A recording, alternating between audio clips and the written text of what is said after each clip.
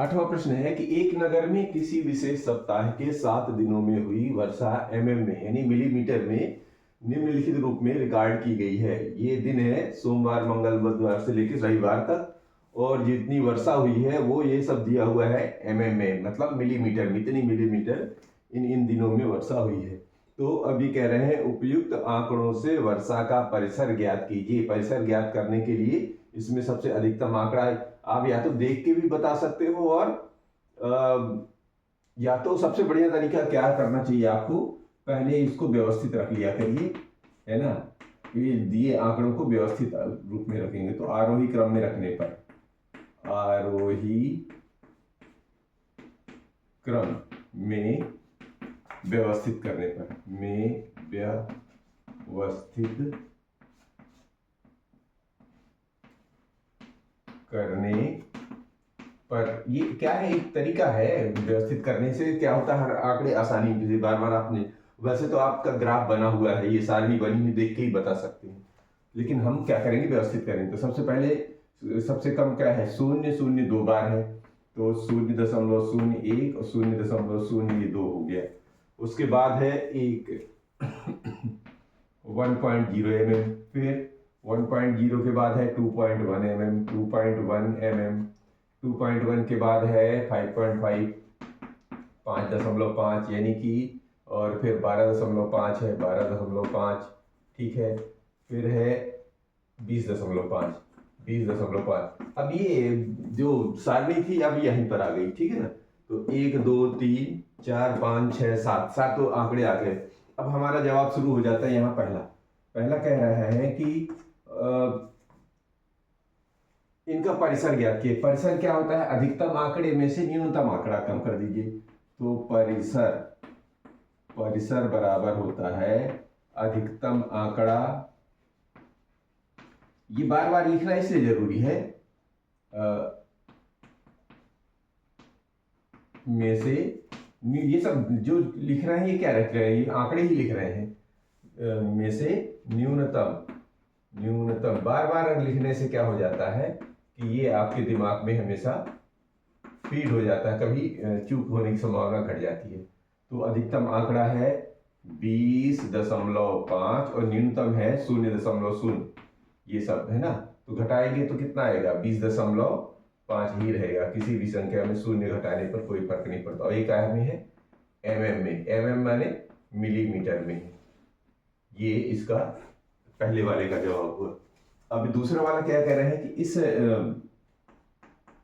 सप्ताह की माध्य वर्षा की क्या होती है, सभी का जोड़ और कुल दिन जितने हैं भाग दे देने। तो माध्य वर्षा निकालने के लिए क्या करेंगे, माध्य वर्षा कैसे हो जाएगी, माध्य वर्षा कैसे निकलेगी, तो इसमें लिखेंगे वर्षा 7 दिन हुई वर्षा का योग बटे कुल दिन, कुल वर्षा का योग, कुल वर्षा का योग बटे कुल दिन, यानी दिनों की संख्या। और कुल वर्षा कितनी है, यहाँ लिखिए, ये लिखिए, जो यहीं से उतार दीजिए, 0.0 में, 12.2 में, 2.1, फिर 0.0, फिर 20.5, फिर 5.5, फिर 1.0 में भाग देना है कुल दिन, माने कितने हैं, 7। तो ये 7 का भाग दे दीजिए, सारे के सारे जोड़ देंगे तो आता है 41.3। अलग से यहाँ किनारे जोड़ लेना है फिर, है ना, दशमलव किनारे करके, और 7 का भाग देंगे तो कितना आ जाता है, 7 6 6 नहीं जाएगा, 5.9 आ जाता है, 9 mm। ये इसकी औसत वर्षा है ना, ये इसकी औसत या माध्य वर्षा है। अभी कह रहे हैं कि कितने दिन वर्षा माध्य वर्षा से कम रही, कितने दिन माध्य वर्षा से कम रही। तो माध्य वर्षा है 5.95। तो एक काम करते हैं, पहले इसको हटाते हैं, माध्य वर्षा आई 5.9, तो यहाँ पर लिख लेते हैं। तीसरा वाला इसको बनाने के लिए यहीं पर इसको हटाते हैं, ये पहला हटा देते हैं। ये 5.9 हमारी जो माध्य वर्षा ये वाला रख लेते हैं। तो ये क्या आया गया था, माध्य वर्षा, माध्य वर्षा, ठीक है। और ये तीसरे का आप जवाब यहाँ पर लिखते हैं। तो कितने दिन वर्षा माध्य वर्षा से, क्योंकि माध्य वर्षा है 5.9, 5.9 कहाँ आएगा, यहाँ पर। तो कितने दिन माध्य वर्षा से कम रहे थे, ये इधर वाले दिन कम रहे थे, जहां जहां भी ये है वो वाले लिख लेंगे। तो माध्य वर्षा से कम दिन कितने दिन, तो माध्य वर्षा से माध्य वर्षा से कम के दिन कौन कौन से, पहले वो लिख लो तो आज गिनने में आसान रहेगी। तो 5.9 से कौन कौन से कम है, तो यहां से लिखना शुरू करते हैं। एक तो है सोमवार, ठीक है। माध्य वर्षा अभी कितनी आई थी, 5.9 ऐसा लिख लो यहाँ पर। तो अब इससे कम वाले ढूंढ लेना है। सोमवार है, फिर ये है बुधवार, और फिर बृहस्पतिवार,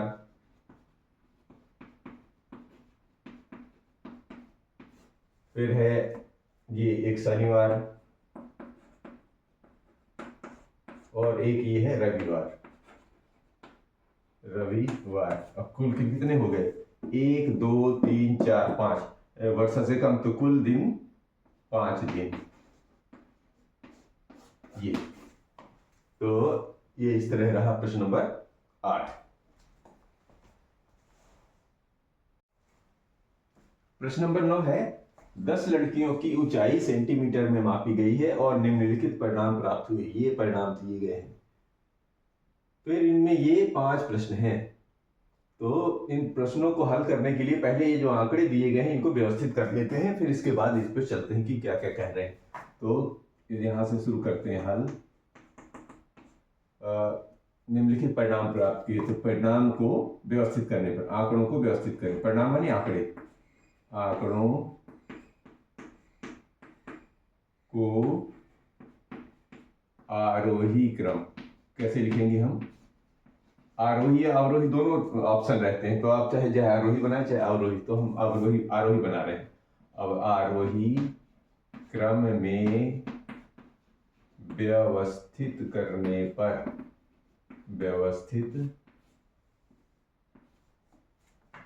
पर,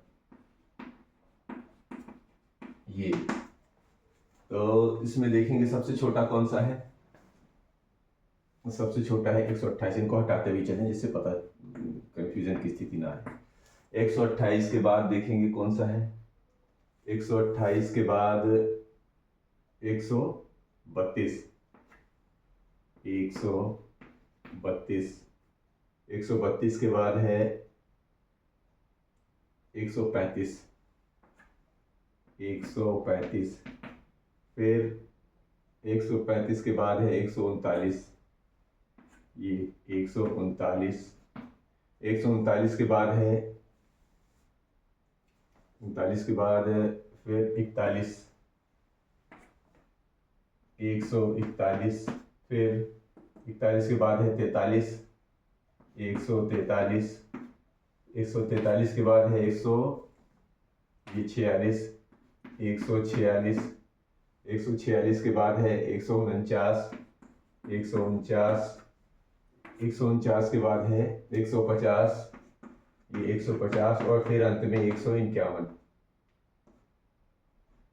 ये 1 2 3 4 5 6 7 8 9 10 लड़कियां हैं। तो 1 2 3 4 5 6 7 8 9 10, हाँ ये पूरे हो गए, ठीक है। अब यहां से जवाब शुरू करें। सबसे लंबी लड़की की लंबाई, सबसे लंबा कौन होगा, जो सबसे किनारे होगा अधिकतम अंक में, तो यहां से जवाब शुरू हो जाते हैं। सबसे लंबी लड़की की लंबाई, तो यहां लिख दीजिए, जैसा क्वेश्चन कह रहा वैसे जवाब दीजिए। सबसे लंबी लड़की की लंबाई, सबसे लंबी लड़की की लंबाई कितनी है, ये वाली, ये सबसे अधिक और इधर सबसे कम होता है, ठीक है ना। तो हो जाएगी 151, और ये काहे में है, सारे सारे सेंटीमीटर में, तो ये सेंटीमीटर लिख दीजिए।